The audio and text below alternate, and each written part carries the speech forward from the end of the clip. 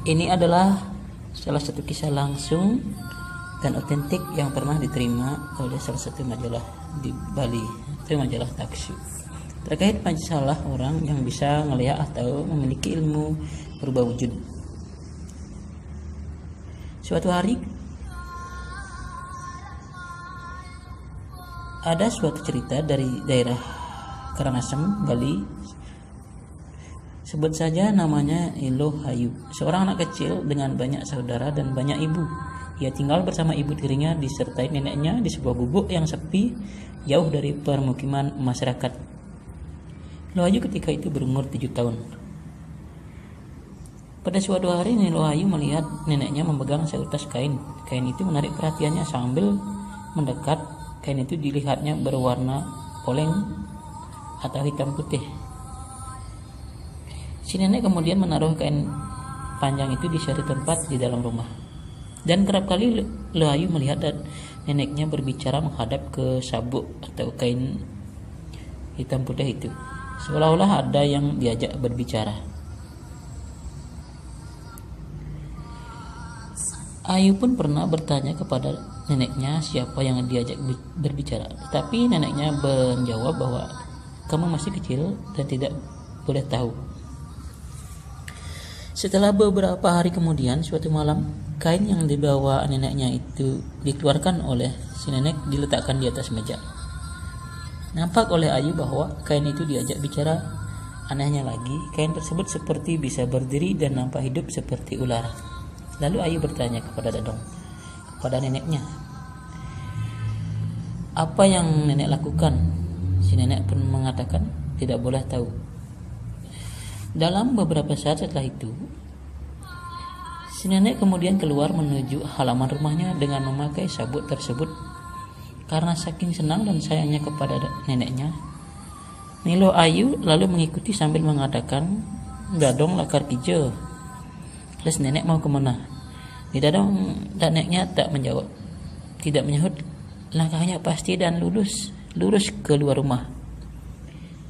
Elo Hayu pun terus mengikuti dari belakang, sebab Elo Hayu memang tak bisa berpisah ataupun jauh dari neneknya. Setelah sampai di tempat tertentu, Elo Hayu melihat neneknya mengurai rambut, kemudian salah satu kakinya diangkat, kemudian meloncat alias nengkleng. Elo Hayu yang lugu pun setia menunggu neneknya yang melakukan ritual yang tak ia ketahui. Setelah beberapa kali nengkleng atau meloncat-loncat sambil berputar, kemudian Elo Hayu melihat muka neneknya berubah membesar berlubang-lubang seperti rumah tawon. Elo Hayu yang melihat itu sama sekali tidak takut karena ia sangat senang dan sangat sayang kepada dedongnya yang diajak sehari-hari kemanapun dia pergi. Dadongnya yang sudah berubah wujud tersebut kemudian meneruskan langkahnya entah kemana. Namun Elo Hayu tetap berkata dan bertanya, "Dadong mau kemana?" Dadongnya yang sudah berubah jadi lihat tidak menyaut dan langsung pergi. Sempat Elo Hayu mengikuti langkah dadongnya atau neneknya beberapa langkah, namun neneknya semakin menjauh. Elo Hayu tak lagi mengikuti dan bergegas pulang ke rumah untuk memberitahu ibu tirinya yang sedang tidur. Ia pun membangunkan ibunya dan mengatakan, "Biang atau ngigel." Dadong ngigel sambil nengkleng. "Muane cara tabuan." Ibu-ibu nenek di luar sana menari-nari, mukanya seperti rumah tawon. Lalu nenek pergi entah kemana. Demikian Elo Hayu memberitahu ibu tirinya. Ibu tirinya menyahut seadanya, tidak boleh tahu. Maksudnya tak boleh melihat dan tak boleh mengikuti. Mungkin saja ibu tirinya sudah tahu atau mengetahui kebiasaan neneknya yang mempraktikkan ilmu pengeliakan. Setelah mendapat jawaban demikian, Elo Hayu kembali mencari neneknya keluar di tempat di mana ia tadi menari. Ternyata dadongnya sudah ada kembali. Lalu dia bertanya kembali, "Dadong, nenek mau dari mana?" Tetap neneknya diam, sehingga Ayu hanya bisa menonton neneknya. Demikian juga Dadongnya asik dengan ritual liaknya. Ketika Nilo Ayu merasa sakit perut dan ingin beol, maka ia kemudian disemak-semak tak jauh dari tempat Dadongnya ngeliat sambil menonton neneknya atau Dadongnya. Nilo Ayu menjadi heran dan bingung. Tiba-tiba Dadongnya kelihatan seperti kuda berkaki 3 dan mengeluarkan suara kuk-kuk sambil melintas di depan Nilo Ayu yang sedang jongkok. Di samping itu terdengar juga suara geleduk-geleduk seperti suara langkah kaki kuda. Dadong yang sudah menjadi kuda lalu melintas di depan Nilo Ayu. Ayu pun mengamati Dadongnya dengan seksama. Dan ketika kuda itu lewat di depan Ayu, ternyata dari belakang tak nampak kuda lagi, yang kelihatan malah Dadongnya atau neneknya sendiri yang berjalan membungkuk sedang menggenggam sebuah tongkat dengan kedua tangannya. Jadi kelihatan seperti kuda berkaki 3. Kaki belakangnya adalah 2 kaki dan neneknya, 1 kaki di depan adalah tongkat yang dibawanya. Neneknya nampak seperti bermuka kuda karena dalam ritualnya neneknya meniup sebuah alat bunyi-bunyian sehingga mulut Dadong kelihatan lebih monyong. Alat bunyi ini ditiup mengeluarkan kuk-kuk, sedangkan suara geleduk-geleduk tersebut adalah suara hentakan tongkat yang dibawa oleh neneknya. Nilo Ayu melihat kejadian itu sama sekali tidak takut, cuman dia bertanya, neneknya sedang ngapain? Ia hanya ingin dekat dan Dadongnya atau neneknya. Ritual malam itu berakhir. Neneknya pun kembali ke rumah diikuti oleh Ayu. Sampai di rumah neneknya menaruh barang dan kain sabuknya tetap di tempat semula. Disarankan oleh neneknya agar kalau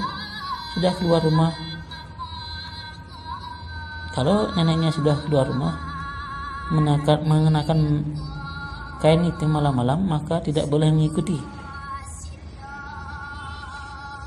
Pada suatu hari, dengan perasaan yang biasa-biasa saja dan mungkin penasaran dengan seperti ikat pinggang poleng atau warna-warni hitam putih itu berisi botol-botol itu, Nilo Ayu kemudian melihat di tempat penyimpanannya.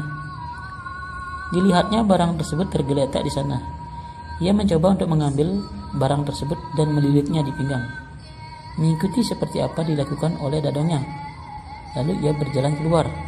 Ternyata Nilo Ayu merasakan dirinya berjalan melayang tanpa menyentuh tanah. Ia pun kebingungan dan merasa ketakutan. Ia kemudian segera kembali berjalan ke dalam rumah, lalu membuka ikat pinggang tersebut serta menaruhnya kembali. Dan ia merasa seperti biasa kembali. Hal itu dilakukan tanpa sepengetahuan Dadongnya atau tanpa sepengetahuan neneknya.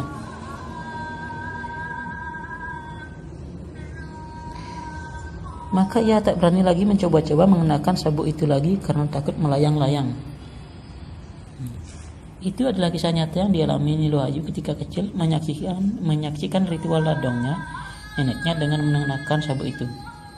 Nilo Ayu pun tak tahu apa yang dilihatnya dan apa yang dilakukan oleh neneknya. Seiring berjalannya waktu, maka Nilo Ayu yang kecil dan lugu ini menjadi dewasa. Saat ini ia mulai memahami mengenai benda tersebut dan praktik apa yang dilakukan oleh neneknya.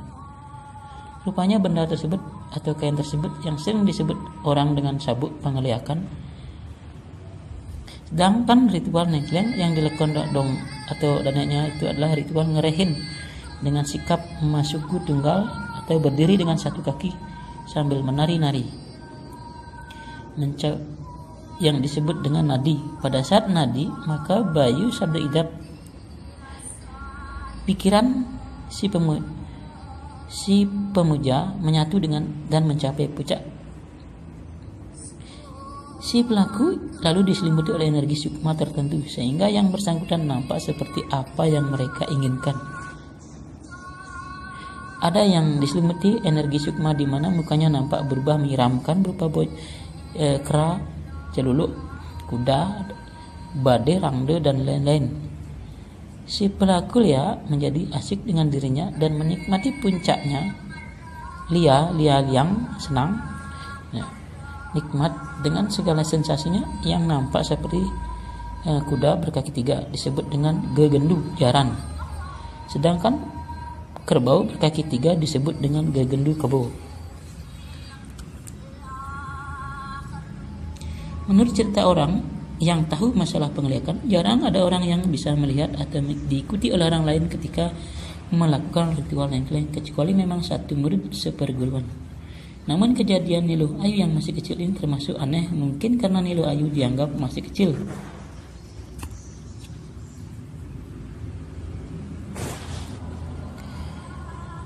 Tak tahu apa-apa sehingga neneknya tak melarang Ayu menyaksikan ritual ngeliaknya. Mungkin neneknya juga berpikir walaupun dilihat tuh juga tidak mengerti. Atau mungkin neneknya berpikir ngeliat sambil mengampu atau mengajak cucu.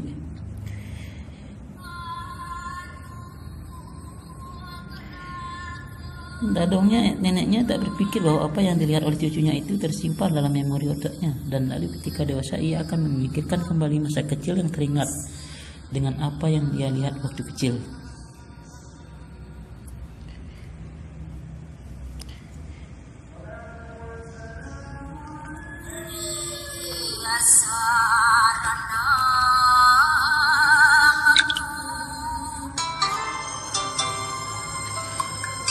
Ayu saat ini menikah dengan seorang pria pengusaha dari Singaraja dan hidup bahagia. Dia tidak mengikuti apa yang dilakukan oleh neneknya.